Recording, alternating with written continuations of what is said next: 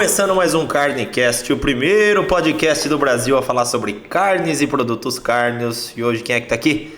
Ele, amigo, host, expert no assunto, Carlos Guerra. Sempre aqui.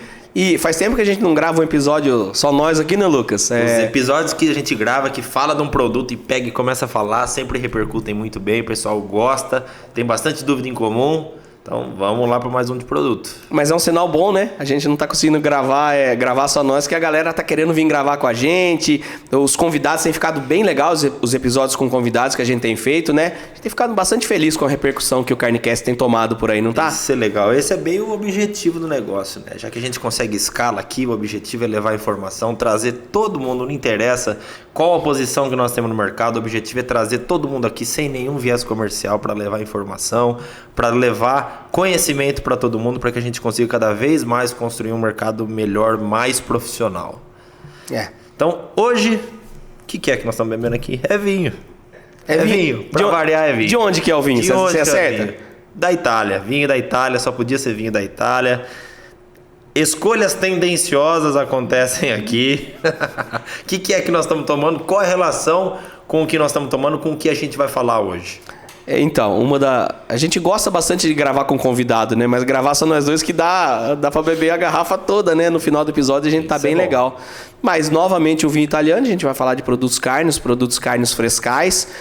Que tipo de linguiça que vem na sua cabeça quando você fala linguiça frescal? Fala o nome de linguiça aí. Linguiça toscana. Então, escolhi um vinho da região da Toscana. É um vinho ali numa região bem legal ali, que é de Montepulciano. Então, é um vinho que chama Vinho Nobile de Montepulciano, da uva Sangiovese. É um vinho que vai bem também ali com produtos cárneos. Ele tem uns aromas mais... que lembram algum adocicado, apesar desse vinho estar bem evoluído, né? A gente vê pela cor aqui dele, ele tem um aroma ali de terra e tem um aroma de soboá que fala, né? Eu tava procurando o nome dessa palavra aqui que você falou nos bastidores pra eu falar aqui. E eu falei, tem um aroma de soboá. Você fala, nossa, esse aí tá sabendo demais. Então, eu tava tentando evitar essa palavra porque eu falei, vai parecer muito metido, né? Mas é aquele aroma de bosque, de terra, um aroma oxidado também, tem um corpo legal. Um tanino desse vinho vai longe ainda aqui. Você vê que o tanino ainda é bem presente, ainda tem muito a amadurecer ainda. É um vinho que eu gosto particularmente muito, viu? Da uva Sangiovese. Lá em Dourado o pessoal não ia falar soboá, ia falar aroma de pomar. Cheiro de pomar. É isso aí, é esse aroma, É o aroma que a gente tem como começa a chover, aquela terra meio úmida, com aquela folha meio seca, com aquele... Parece que está no meio da floresta. É bem legal. Então temos relação com o produto que nós vamos falar, antecipando linguiça toscana. Não só a linguiça toscana, né? Mas a gente vai falar de linguiças frescais de uma forma geral. Linguiça toscana é um dos tipos das linguiças que estão ali, mas linguiça frescal de forma geral acho que é um dos produtos que a gente mais tem contato, né, Lucas? Eu acho que qualquer um aí... É difícil, a galera que está assistindo nunca viu fazer uma linguiça, nunca comeu, nunca viu embutir... o meu avô fazia, ou via fazer no açougue. É uma linguiça que está desde as grandes indústrias e os volumes de produção são assustadores quando a gente passa para as grandes indústrias. Essas linguiças que a gente fala de linguiça churrasco, né? Essas linguiças em gominho. E quando a gente vai no açougue, tem a linguicinha da casa no açougue. Às vezes o cara quer fazer uma charcutaria, ele vai fazer uma linguiça frescal. Então é uma linguiça muito presente na mesa e na produção de muita gente. E é um produto que dá bastante problema, é um produto que não é tão fácil de fazer. Não é tão simples, embora você fale assim, eu vou misturar tempero com carne e colocar dentro da tripa virou a linguiça. Não, tem umas particularidades bem legais ali. Tem muito segredo no meio do caminho, né? Tem muita receita, como o pessoal fala, de linguiça que passa geração por geração. Algumas são muito boas, mas outras também carregam ali problemas crônicos, né? Sim. Mas vamos começar pela regra do jogo. Linguiça, do ponto de vista de legislação, o que é, o que precisa para ser considerado uma linguiça, como é que funciona, pode ser qualquer tipo de carne, pode ser qualquer tipo de animal, como que funciona? A legislação que regulamenta linguiças no Brasil vai regulamentar linguiças de forma geral. É uma instrução normativa número 4 de 2000. A gente está passando por alguma reformulação nas legislações. Essa é uma legislação um pouco antiga, né? 23 anos aí. Mas é uma legislação que tem padrão de identidade e qualidade de um monte de produtos. E linguiça é um deles. Então, tem lá no anexo 3, tem linguiças. Então, serve para linguiças cozidas, serve para linguiças frescais também e linguiças dessecadas. São os 3 tipos de linguiça que a legislação prevê que a gente faça, com as regras para cada um. E aí, ela traz ali alguns tipos de linguiça de classificação, como o nome, por exemplo. Linguiça calabresa, linguiça toscana é uma delas. Ela traz o paio. E tem mais uma que eu vou consultar no carne aqui para ver. Olha só. Você tá usando carne, Lucas, de vez em quando, cara? Uso. É um negócio que vale a pena, viu? Às vezes a gente tem uma dúvida ali do dia a dia que você fala, puta, o que é isso mesmo? Você vai lá, pesquisa, até 60 segundos ele te dá a resposta. Então é uma ferramenta muito prática, muito pragmática. Ela responde de maneira muito direta aquilo que você está perguntando. Então facilita muito, a gente acaba economizando muito tempo em ter uma resposta realmente de acordo com aquilo que a gente espera. Eu perguntei aqui quais os tipos de linguiça são previstas na legislação de linguiça frescal. Ele fala que a legislação é a Instrução Normativa número 4, de 31 de março de 2000, que no anexo 3 classifica os 4 tipos de linguiça, linguiça calabresa, portuguesa, toscana e o paio. Aí, se você destrinchar, você fala, mas só tem esses tipos de linguiça? Parece que é o que eu compro no mercado. Não é isso aí, eu compro lá linguiça de carne suína, linguiça...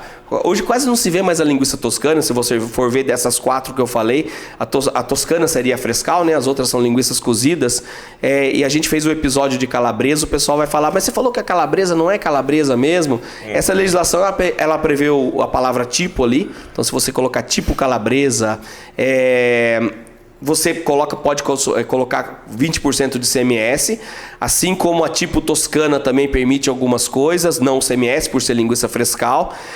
Mas ela vem, quando você vai para a parte de denominação de venda da linguiça, aí ela permite você falar linguiça de carne suína, linguiça de carne bovina, linguiça mista de carne suína e bovina, linguiça de carne suína defumada, enfim, é daí que vem a denominação da maioria das linguiças que a gente encontra hoje no mercado. Linguiça de pernil, linguiça de lombo, linguiça de frango. Então, é linguiça de algum animal. Alguma espécie de animal ali.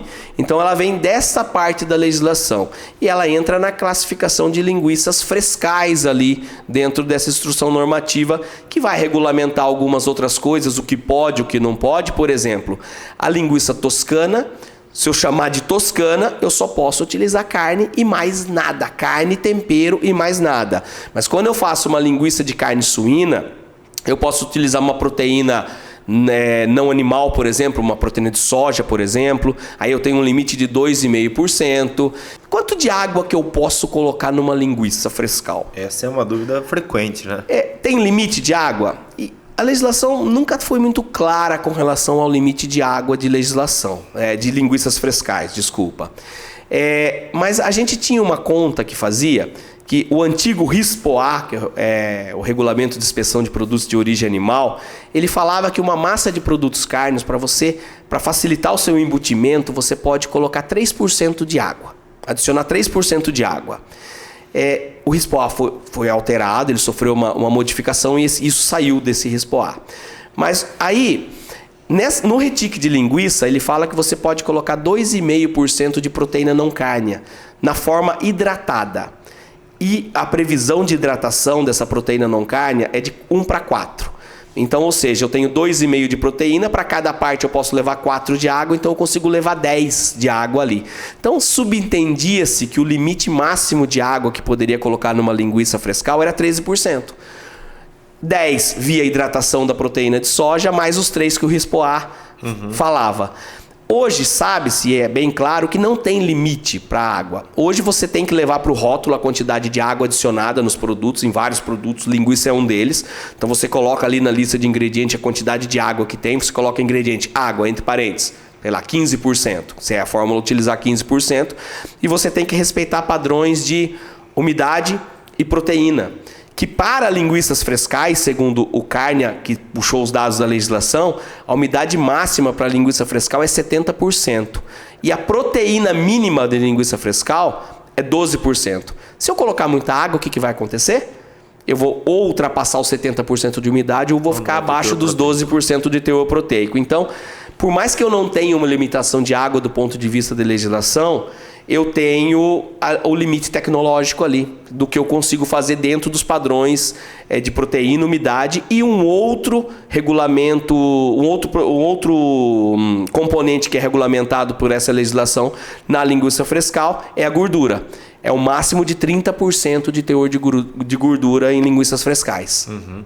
E aí, então, nós falamos aí de como que é, né, da parte no papel, o que tem que ser, quais são as regras do jogo.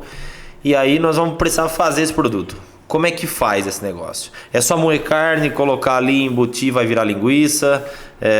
O que precisa para a massa ficar coesa? Tem algum truque, alguma artimanha ali no processo produtivo? Não pode deixar bater muito, não pode ter que bater pouco. Como é que funciona? Bom, aí a gente vai entrar na questão da tecnologia de produção, né? Como que se produz uma linguiça frescal. O primeiro ponto ali é eu definir a formulação da linguiça. Que vai me atender esses parâmetros que eu falei aqui e vai ficar um produto aceitável lá no final. Então, começou do zero, como é que vai fazer? Tem uma folha em branco, escreve uma fórmula de linguiça, como você faria? Existem várias formas de você chegar numa formulação. Eu gosto sempre de começar pela gordura. A gordura é um limitante eu posso no máximo 30% de gordura pela legislação. Mas a gordura do ponto de vista sensorial, do ponto de vista tecnológico ali, ela é importante para a aparência da linguiça. A linguiça é legal, a carne vermelha e o pedaço de gordura, a linguiça frescal ali. E do ponto de vista sensorial, uma linguiça com menos de 18, 20% de gordura, ela começa a perder algumas características sensoriais de sabor. Fica seca, né? Fica seca e a questão do sabor mesmo, né? Muitos dos componentes que entregam sabor em produtos carnes, eles são aromas, são óleos lipossolúveis, então eles estão solúveis na gordura. Então um produto com pouca gordura, ele vai te entregar pouco sabor. Mas eu tenho o máximo de 30% e do ponto de vista tecnológico, mais de 30%, o produto começa a ficar muito gorduroso também. Então, eu vejo o que eu tenho disponível de matéria-prima e vou formular para o teor de gordura que eu quero do meu produto final. Vamos supor que eu quero 20% de gordura. Então, eu vou ver. Se eu tenho a minha carne totalmente magra, vou colocar das minhas carnes 80% de carne magra e 20% de um toucinho de uma gordura. Mas se eu tenho um recorte ali que tem 20% de gordura, por exemplo, de repente esse recorte moído já vira uma linguiça. Formulei as carnes, aí eu vou ver quanto de água que eu vou adicionar. A formulação da linguiça depende muito de qual é o final dela, como que eu vou utilizar essa linguiça, como que eu vou consumi-la. Se é uma linguiça que eu vou usar no churrasco, que eu vou fazer numa grelha de um churrasco, eu preciso de uma umidade, que ela vai ficar ali na churrasqueira, dependendo da altura da churrasqueira ali, vai demorar um tempinho para assar, ela vai perder umidade, eu preciso de uma suculência. Agora, se é uma linguiça que eu vou fazer, uma linguiça mais caseira, uma linguiça da roça, por exemplo, que o cara vai fritar no óleo, por exemplo, tem muitas regiões do Brasil que frita linguiça em óleo, ou faz numa chapa ali quente, quem tem contato com uma temperatura muito, muito alta, e essa temperatura alta vai expulsar essa umidade de forma muito, muito rápida, e se for no óleo é pior, vai espirrar a linguiça, a linguiça está espirrando, porque a água com óleo vai dar vai espirrar aquilo ali, é uma linguiça que eu coloco menos umidade, então depende do objetivo, eu coloco ali na média ali 18% de umidade para uma linguiça, de água adicionada, porque a umidade tem outras umidades ali. Numa linguiça frescal para churrasco é um número legal, 18, 20%. Agora uma linguiça caseira para fritar, quanto menos umidade, melhor vai as características da linguiça depois de frita. E aí eu venho para os aditivos, né? A gente tem episódios aí que a gente fala de aditivos, sal de cura, fosfato, fixador de cor, que é o antioxidante, né? Condimento, realçador de sabor ali. E o sal são os ingredientes básicos ali da formulação de uma linguiça, para ter uma linguiça bem equilibrada. Fizemos a formulação da linguiça, aí a gente entra para a fábrica, para fazer a linguiça propriamente dito. O fluxo de produção de uma linguiça frescal, ele é simples. As etapas são mistura, você mistura todos esses ingredientes ali. Depois dessa mistura você cura a massa. Tem fábricas que nem tem o tempo de cura, nem usam um artifício que é acidificar um pouquinho a massa para a cor desenvolver de uma forma mais rápida. Eles falam cura rápida, né? Por conta do processo produtivo tem que misturar a massa e já partir para o embutimento. Mas se for olhar, mistura, cura, depois tem uma etapa de embutimento e embalagem. Eu não tenho outra etapa ali grande como um processo de salsicha, um processo de presunto. A gente falou de calabresa, que tem cozimento, banho de fumaça. Mas você tem alguns segredos ali dentro dessas etapas do processo produtivo. E aí, além da questão da formulação, a parte da mistura e a pré-mistura é muito importante para linguiças frescais. Antes da mistura, eu falei que tem poucos processos, mas eu pulei um que é a moagem das carnes. Eu ia perguntar que disco que moe, se moe um pouquinho num disco menor, um pouquinho num disco maior, como é que é? Então, o primeiro processo é a moagem.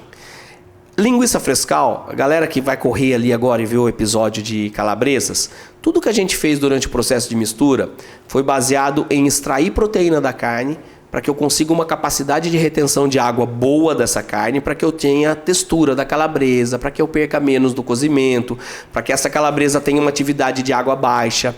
Se eu estou falando de salsicha é a mesma coisa, de presunto é a mesma coisa.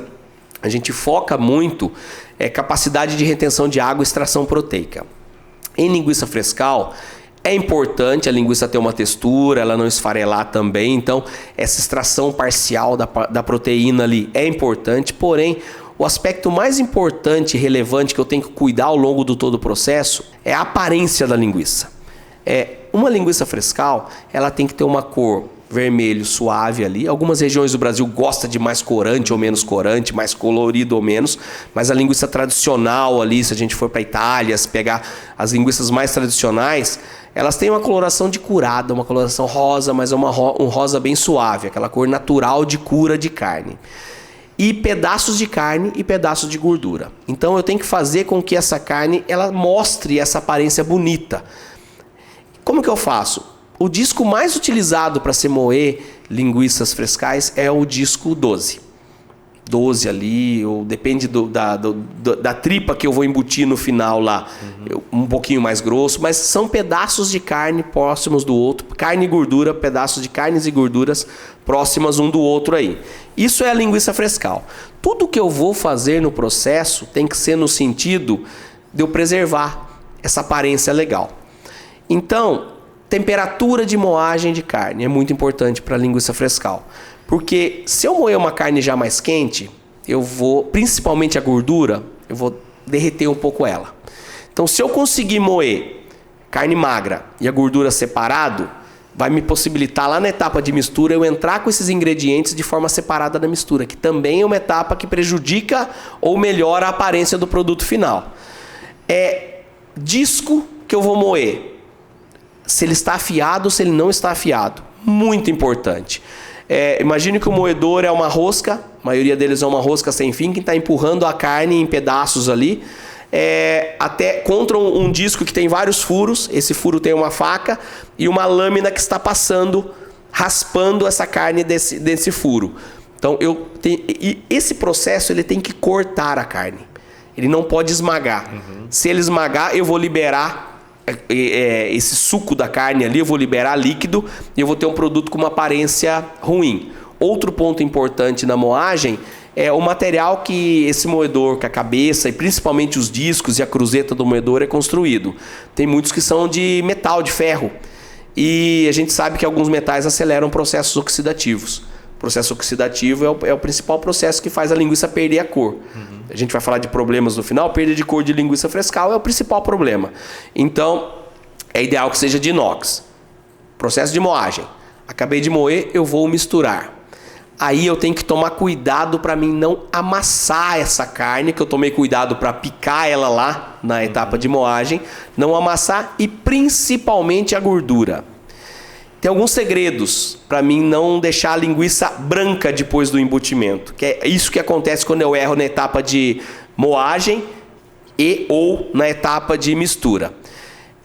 Eu gosto sempre de começar com uma carne mais magra ali no processo e jogar alguns aditivos na carne magra que vão possibilitar uma extração proteica. Então, sal solubiliza proteína, então possibilita a extração proteica, os fosfatos, alguns ingredientes que tem o sal veiculado como condimento ali. Sempre respeitar aquela regra que a gente fala sempre de sal de cura longe do antioxidante, para não promover a reação entre eles, entre o nitrito e o eritorbato, ou o ascorbato, ou o ácido ascórbico e formar o dióxido de nitrogênio, mas sim promover a reação de oxidação e redução com a mioglobina da carne.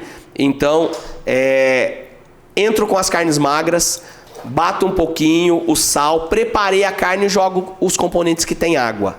Aí eu gosto de dissolver o corante na água. Para facilitar ali. O corante é difícil de dispersar, né? Então se ele está na água, ele dispersa. Eu gosto de jogar o sal na proteína.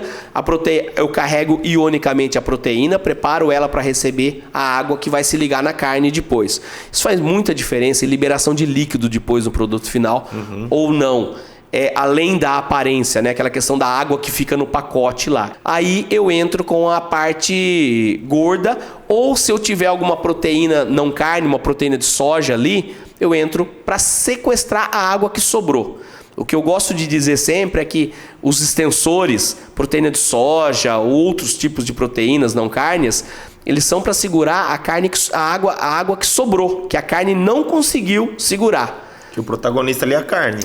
Que vai fazer a ligação mais forte entre proteína e água é a carne.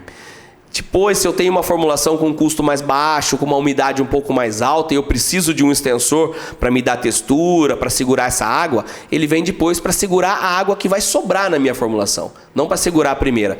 Agora, pensa bem, se eu jogo essa proteína de soja na minha água já, eu já liguei a parte proteica dela na água ali, primeiro do que essa água vai ligar lá na carne.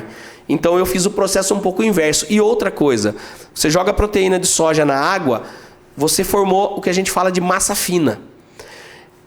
A próxima etapa depois da mistura é a etapa de embutimento. Embutimento, pensa que você está fazendo pressão para colocar uma massa dentro de um tubo pequeno. Você vai passar por um tubo que depois vai ficar acomodado dentro do envoltório ali, da tripa. Tem pressão ali. O que tem mais facilidade de escoar? O sólido, o pedaço ou o líquido? O líquido. Então a massa fina tem mais facilidade de escoar do que a carne, do que os pedaços de carne. Então ela vai correr para a parede. Ela vai correr para sair, para ser expulsa do produto por conta da pressão. E aí quando ela corre, ela encontra o envoltório, a parede, ela para ali. Então eu formo uma camada de massa fina ao redor da parede. Isso prejudica a aparência do produto, prejudica aquela aparência que eu quero ver: carne e gordura, carne e gordura. O mesmo acontece com a gordura. Eu gosto de entrar com moer a gordura bem gelada, congelada mesmo, para mim ter pedaços de gordura, para mim eu não amassar ela, e bater a gordura o tempo mínimo necessário para misturar, para ter uma dispersibilidade de gordura ao longo da massa, para ela dispersar bem ali.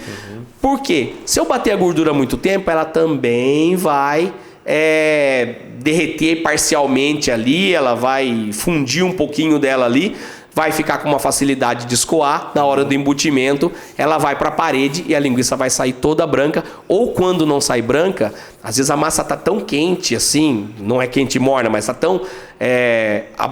teve um abuso de temperatura ali tão grande que a hora que o cara embute a linguiça, ela tá até bonita, vermelha. A hora que o cara leva para o processo de refrigeração ou congelamento, aquela gordura solidifica, fica branca, a linguiça perde a cor durante o resfriamento ou congelamento. Eu já recebi vários casos do pessoal falar: cara, minha linguiça está perdendo a cor. Tudo que acontece na linguiça é ela perder a cor.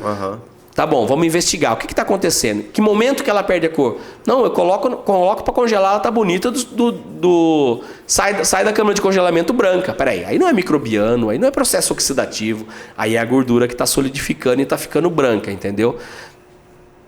Embuti, resfriei ou congelei e expedi. O processo de fabricação de linguiça é esse, simples, com esses detalhes, uma atenção bem grande para a mistura, para moagem antes, mistura e o embutimento. A pressão no embutimento também é muito importante. E aí vai a questão da qualidade do envoltório que eu uso. Se eu uso um envoltório que uma hora está um calibre, outra hora está outro, o que vai acontecer? O operador da máquina, ele vai regular a pressão da máquina para eu não estourar a tripa, para mim ter produtividade ao longo do dia. E aí quando a tripa está muito grossa, está com pouca massa ali, porque ele regulou com uma pressão baixa para não estourar, e aí ela fica flácida ali, ela fica com pouca massa. E aí o congelamento, se for uma linguiça congelada, é aquela regra de congelamento, quanto mais rápido eu congelar, melhor é para o meu produto, porque eu formo menos cristais ou cristais menores ali. Um dos pontos que você falou é que é muito importante, então, entender para quem você vai vender o público, para qual que é o público que o seu produto vai ser destinado, né? Então, o cara vai fritar, o cara vai acontecer. Uma coisa muito comum que tem no Brasil, especialmente no sul do Brasil e no restante do Brasil, é que os caras costumam espetar a linguiça. Tem que ter alguma particularidade na fórmula da linguiça que vai ser espetada, que vai para o espeto, e a linguiça que o cara vai assar ali na grelha? Então, o espeto, isso é um problema muito comum, né? Que a gente vê em linguiças. Minha linguiça cai do espeto. Ou o cara tem uma churrasqueira, que é aquela churrasqueira que fica rodando automaticamente, e a linguiça não roda, ela fica girando no espeto ali, a linguiça fica sempre na mesma posição, ela fica sempre na perpendicular ali, porque ela não acompanha o espeto. Isso tem muito a ver, Lucas, com a textura da sua massa. Se eu tiver uma massa muito estendida, uma massa muito úmida, uma massa que foi embutida com uma pressão baixa no embutimento, não vai dar certo no espeto. Então, a linguiça, para mim espetar ela ali, para ela acompanhar o espeto, até mesmo para depois, durante o processo de que ela está sendo cozida ou assada, ela tem um encolhimento significativo ali. Até mesmo para ela acompanhar esse encolhimento significativo, eu tenho que ter uma massa bem balanceada do ponto de vista proteína e umidade, e gordura também. Do ponto de vista da qualidade dessa gordura com relação ao ponto de fusão, é diferente eu fazer uma linguiça com banha em rama do que eu fazer uma linguiça com toucinho. A banha em rama, ela vê o calor, ela já some. Aí, quando a banha em rama derrete, ela sai do produto, o produto enruga e aquele espaço formado por aquele buraco é maior. Então, eu tenho mais folga ali no espeto. E do ponto de vista de balanço de componentes e do ponto de vista de processo, dessa questão que eu falei de eu conseguir extrair um pouquinho da proteína e ligar a água nessa proteína. Você já viu linguiça que às vezes ela começa a inchar, daqui a pouco ela estoura e joga um líquido fora da churrasqueira? Então, aquela água não estava ligada, ela foi migrando para algum espaço que ela tinha ali na tripa na hora do cozimento, ela não estava ligada, e aí a pressão foi tão grande que ela estourou a tripa. Ou a hora que você vai virar, você coloca o garfo, você finca o garfo ali, aquele garfo estoura e você libera a pressão ali. Então, isso tem a ver com a questão de quando você vai espetar também. Então, uma linguiça que vai para espeto, que você sabe que vai para espeto, respeita mais a umidade dela e faz um pouco menos estendida e presta atenção na pressão de embutimento. Porque se você embutir, aquela questão que eu falei, o cara regula a máquina sempre para não estourar a tripa. Aí ele pega uma tripa que está ok, justinha ali, e pega uma outra tripa que está larga. Vai sobrar espaço dentro da tripa, então a linguiça vai ficar mole. Aquela linguiça não vai ficar coesa, ela não vai segurar no espeto. E provavelmente quando eu cortar ela não vai ter um corte legal também, ela vai esfarelar. Você já viu também? Já. Linguiça, você vai cortar a linguiça, ela esfarela todo ali. Só a faca não está cortando, você vai lá, amola a faca, ela continua esfarelando. É um problema de qualidade da linguiça. E aí uma outra coisa muito comum que acontece também e já vou avançar a pergunta para já correlacionar com uma outra coisa que eu estava pensando. É muito comum você pegar pacotinho de linguiça ali e ele ter água, né? Que a linguiça soltou água, forma uma água meio esbranquiçada, meio leitosa, meio barrenta ali dentro. E isso muito provavelmente é o crescimento, proliferação de alguma parte microbiológica ali e tudo mais. Existe a legislação que permite a utilização de conservador ali dentro, que deve inibir e conter o avanço da microbiota que está ali dentro, ou ao menos deveria. Por outro lado, se a gente fizesse uma observação, sempre a quantidade de água que tem dentro de um pacote de linguiça frescal é muito maior do que a quantidade de água que você eventualmente vai encontrar num pacote de linguiça cozida. Então, quer dizer, essa é uma grande diferença que tem ali dentro também, né? Uma das principais barreiras que você tem ali que consegue efetivamente eliminar e reduzir a contagem é o processo de cocção ali dentro. E esse é um outro fator que dificulta muito a vida da produção e da extensão de shelf life de uma linguiça fresca, né? Então, como que a gente consegue correlacionar essas coisas. Por exemplo, solta muito mais água. Tá bom, mas durante todo o processo, você não teve nenhuma barreira no meio do processo que você conseguisse diminuir aquela contagem que está ali dentro. Então, realmente é muito importante a qualidade sanitária da sua matéria-prima que está ali dentro. Porque o que está ali é o melhor cenário, na verdade. Dali para frente só tende a piorar em termos de contagem microbiana, né? Como que a gente linka isso tudo? Por exemplo, o processo de cocção ajuda a diminuir, na linguiça fresca é muito difícil. Normalmente a gente vê na rua aí de 14 a 18 dias de shelf life, o produto solta água. Como contornar esse problema de liberação de água em linguiça? Tá. Antes de responder, só contextualizar, porque pode ser que o que a gente fala vá dar a entender que eu tenho que prestar uma atenção maior na qualidade sanitária da carne para linguiça fresca e não no cozido. Ambas eu tenho que ter. Mas em produtos frescais isso é mais crítico, até do ponto de vista da legislação. Porque a legislação para produtos frescais tem um limite microbiológico para contagem de micro-organismos totais, aeróbios totais ali, que vai um limite mínimo de 10 a quinta, 10 a sexta ali, de UFC por grama. Que é difícil de conseguir, a gente sabe que é difícil. Pensa num produto cozido. Você tem a microbiota natural ali da matéria-prima. Essa microbiota, eventualmente, ela pode crescer um pouquinho durante o processo de armazenamento da matéria-prima, até o processo produtivo por conta de mais contaminação ali na mistura, na moagem, na troca de carrinho. Uma temperatura não tão adequada possibilita um crescimento microbiano ao longo do processo, então a matéria-prima vai, mas só que aí eu cozinho o produto. Quando eu cozinho, eu praticamente elimino as células viáveis, eu consigo eliminar cerca de 3 ciclos logarítmicos no cozimento e vai me sobrar ali micro-organismos esporulados, que eu não consigo eliminar durante o cozimento, e a minha microbiota na embalagem do produto final, ela é dependente do crescimento desses micro-organismos remanescentes e da recontaminação. Então, se eu olhar a curva, eu tenho um leve crescimento, no cozimento eu tenho uma queda no número de micro-organismos, depois eu volto a crescer. Em produtos frescais eu não tenho essa queda. Os micro-organismos só crescem.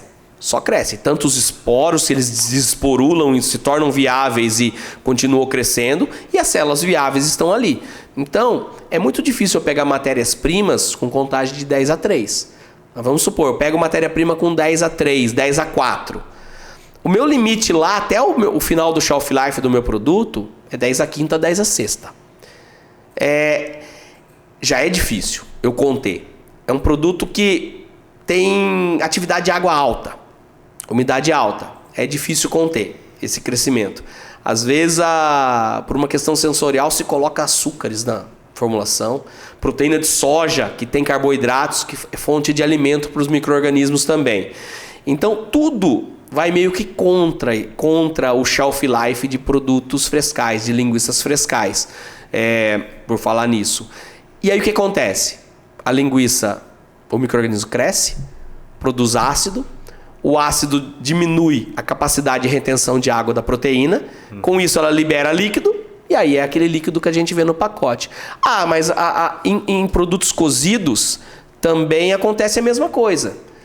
Porém, em produtos cozidos, além do cozimento que eu tenho ali que elimina o micro-organismo, além da atividade de água ser mais baixas, dos conservantes que estão ali, a maioria dos produtos cozidos são embalados a vácuo. Os produtos frescais, a maioria deles são embalados na presença de oxigênio. São embalagens, você coloca o grampo ali, bota um grampo ali, e não são condições a vácuo. Até você embala uma linguiça frescal a vácuo, ela perde um pouco o formato, não é legal. Tem algumas empresas que fazem, mas não é a maioria. E a gente sabe que a maioria dos micro-organismos que deterioram produtos carnes crescem tanto na presença quanto na ausência de oxigênio. E aí, mas na presença de oxigênio, a velocidade de reprodução deles é muito mais alta. Então, eu tenho mais esse fator que acelera o crescimento do micro-organismo. Então, é um produto do ponto de vista de conservação difícil de conservar. Aí você falou dos conservantes que você pode utilizar. Em produtos cozidos, eu extraio a proteína, eu tenho o cozimento elimina a água ali, eu tenho uma emulsão mais estável ali do que no produto frescal, que eu bati pouco para não perder a questão da característica visual, né? Visual do produto. E eu não posso usar conservantes que são caráter mais ácidos, porque eu vou prejudicar a formação de cor. O componente formador de cor numa linguiça frescal, ele não está estabilizado, é oxinitroso mioglobina que forma ali. No produto frescal, no produto cozido, eu formo a oxinitroso mioglobina, coagulo a proteína e formo o nitroso hemoclomo, que é estável. No frescal eu tenho a oxinitroso mioglobina, é uma reação viva o tempo todo. Ela está se formando, o nitrito está sendo oxidado, o nitrito oxida, o antioxidante reduz. Durante todo o shelf life essa reação está acontecendo em cadeia. Então por isso que o shelf life de linguiças cozidas aí é 20 dias, 18 dias. Passou disso, ela já começa a ter alteração de cor, mesmo com as condições microbiológicas lá atrás muito bem cuidadas. Então, um dos pontos principais é a contagem inicial da matéria-prima. Uma outra observação que normalmente o pessoal sempre fala muito é esse negócio de puxar cor. Ah, eu quero que puxe a cor rápido, eu quero que demore um pouco mais para puxar cor. Como é que é? O que vai afetar isso daí? Aí a gente até tá voltando um pouquinho, né? Na parte da hora da adição. Ah, eu adiciono o ingrediente e ele já abre a cor. Ou demora muito para abrir, eu quero alguma coisa que abra a cor rápido. Como é que é essa interação? Bom, a gente pode ficar falando horas e horas aqui de formação de cor de produtos, como que puxa isso, né? Mas basicamente ali, excluindo a questão corante, que o corante ele tinge, né? Ele tem a cor pela cor dele ali. Pensando na reação de coloração envolvendo a reação de cura, eu adiciono nitrito. Uma linguiça frescal, uma coisa legal de falar que linguiça frescal normalmente não se usa nitrato, o sal de cura é o nitrito, porque o nitrato teria que ser convertido a nitrito para depois entrar no processo de reação, e na frescal normalmente eu não tenho esse tempo. Eu uso o nitrito ele age na mioglobina, oxida a mioglobina e forma óxido nítrico. Ele passa para óxido nítrico e a mioglobina passa para metamioglobina. Aí o antioxidante vem, pega essa metamioglobina e joga para deoximioglobina de novo, que é o estado vermelho da mioglobina. Esse óxido nítrico se liga num componente químico ali, num espaço químico ali da mioglobina, da deoximioglobina, e forma a oxinitroso mioglobina, que é o componente responsável pela coloração vermelha da linguiça frescal, curado. Esse componente ele é instável, então essa reação está sempre sendo renovada.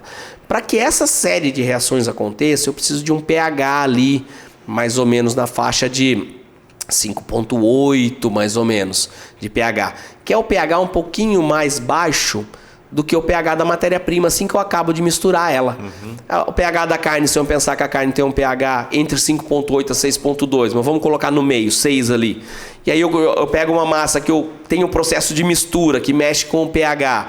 Eu jogo fosfato na massa, que tende a jogar o pH um pouco para cima. Eu tenho uma massa com pH de 6 e alguma coisa. Aí eu preciso da ação de algumas bactérias que vão consumir algum substrato que eu coloquei ali, por exemplo, alguma destrose, algum açúcar, vai consumir aquele substrato ali, produzir um pouco de ácido, numa quantidade controlada. Esse ácido vai jogar o pH um pouquinho para baixo, aí eu vou chegar o pH na faixa boa para a formação da oxinitroso mioglobina, esse componente de coloração. Por isso que a linguiça ela precisa desse tempo para ela formar a cor, para puxar a cor que o pessoal fala. Aí o pessoal fala, eu quero fazer isso de forma rápida. Aí eu faço isso de forma artificial. Aí eu trabalho alguns componentes dentro da minha etapa de mistura, ácidos. E aí eu tenho algumas formas de trabalhar esse componente ácido. Através do fosfato. Eu sei que a maioria dos fosfatos tem pH alcalino, porém eu tenho alguns fosfatos com pH ácido. Pirofosfato ácido de sódio, por exemplo. Eu posso fazer uma mescla de fosfato para o fosfato não ficar tão alcalino. Eu posso fazer isso via antioxidante, porque eu posso utilizar, por exemplo, eritorbato, mas eu posso utilizar ácido ascórbico, posso utilizar ácido cítrico, que também são antioxidantes, também vão fazer essa reação, e eu trabalho o antioxidante com pH um pouco mais baixo. Mas na verdade, quando eu tenho um ácido cítrico dentro do antioxidante, ou quando eu tenho uma mescla de fosfato dentro do estabilizante ali, na verdade eu estou deslocando o pH um pouquinho para baixo, para mim fazer com que a cor aconteça de uma forma mais rápida. Aí eu não preciso que o micro-organismo cresça, produza ácido para o pH cair de forma natural. Seria a tal da cura rápida do produto. Nossa, que legal. Realmente linguiça fresca parece que é um produto que é tão simples, mas tem muita particularidade envolvendo o negócio ali, né? Desde a parte da legislação, as peculiaridades que tem. A gente vê que no processo produtivo tem todo um cuidado, né? Existe um racional para que você consiga montar a fórmula. Opa, gordura é muito importante, então vamos colocar ali 30% de gordura, ver o que acontece, vamos ver de água, como que vai vir essa gordura, vai vir com recorte magro, vai vir com uma carne um pouco mais magra e vou completar com toucinho. Como que vai ser feita a moagem dessa carne, né? Que você vai ter pouco tempo de ação mecânica ali para conseguir extrair proteína e conseguir promover uma massa coesa. Então, quais os extensores que você vai colocar ali para conseguir capturar aquela água que ficou sobrando da linguiça. Entender qual que é o público que você vai vender isso, para entender também qual é a formulação ideal para aquele custo ideal que você precisa até chegar no seu público. E aí os problemas que nós temos, solta água, vai ficar no espeto, a linguiça não para no espeto, não está puxando cor, não está perdendo cor, mas em resumo estrutura e perda de coloração. Basicamente tudo vai refletir em perda de coloração. Quando uma linguiça está perdendo a cor, isso não quer me dizer muita coisa, mas como ela está perdendo a cor quer dizer em que etapa do processo está acontecendo o fator primordial para essa perda de cor. Espirra no óleo, estoura na tripa, estoura na hora de fritar, porque a tripa não acompanha, a dilatação da tripa não acompanha a massa, enfim. Mas tudo está relacionado com isso que a gente falou. É bastante complexo linguiça fresca, não é simples. Para concluir, se fosse dar 1, 2 dicas aí para quem faz linguiça fresca, quem está produzindo, às vezes quem tem muito problema. Se você falar assim, vou te dar 2 toques aí, 1 toque para você ficar atento nisso. Toma um cuidado especial com isso que pode ser que mude o jogo. Que dica que você daria pro pessoal? Primeiro, a qualidade de matéria-prima. Matéria-prima realmente tem que ser boa e ela é a estrela do seu produto ali. Se fizer uma linguiça frescal com matéria-prima que já é reaproveitada de uma desossa, ou em açougue acontece isso, às vezes você vai acumulando aquela carne ali, você não consegue manter um balanço. Então, se você quer fazer uma linguiça frescal de qualidade, presta atenção em qual matéria-prima você está utilizando, qual é o balanço de gordura daquela matéria-prima que você está utilizando, e muito cuidado no processo de mistura. Ele determina grande parte da qualidade do seu produto ali. Que hora que eu adiciono um, que hora que eu adiciono o outro. Porque, novamente, como recado, a linguiça frescal, ela parece ser muito simples de fazer. Qualquer um faz. Mas quando você vai a fundo, as particularidades complicam um pouquinho esse processo. Show. Então aqui nós demos bastante insight, bastante informação sobre linguiça fresca. E para finalizar, 2 recados para quem está assistindo. O primeiro, adicione a carne aí, a primeira inteligência artificial do mundo, treinada e desenvolvida para resolver problema de todas as fábricas e problemas que realmente acontecem numa linguagem que vai funcionar para você. E o segundo vai lá na nossa rede social, vai lá no nosso Instagram, curte e comenta a foto oficial do iCommerce 2024 que vai ter aqui, que você pode ganhar uma adesão para participar do congresso que vai acontecer em agosto do ano que vem. No mais, saúde! Saúde!